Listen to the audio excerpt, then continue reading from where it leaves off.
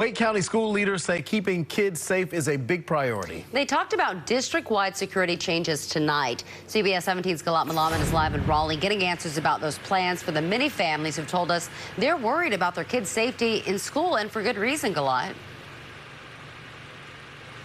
Yeah, the school board members here, several of them brought up the concerns from families. The director of security says there are a lot of changes they need to make following this safety assessment, and not all of them will be done by next school year. Something they've already done, though, is form a school resource officer committee that formed in May, and he says it's already helping. After several recent lockdowns, I do want to express my sympathy for all the families that have been under stress this last week. School safety is front and center at the Wake County School Board meeting. After Columbine, there were zero tolerance policies.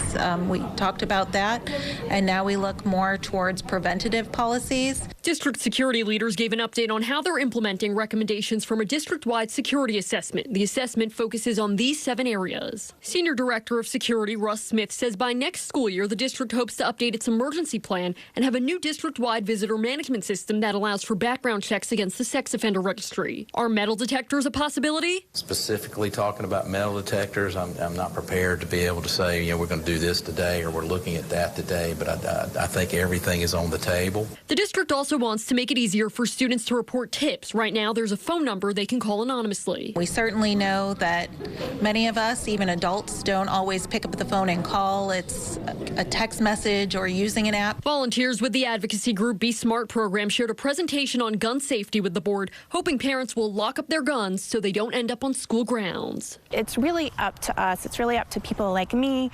It's really up to other parents at my school to make sure that we are storing our firearms, that we're modeling responsible behavior, that we're asking other parents when our kids go on a play date, you know, do you have any unsecured firearms?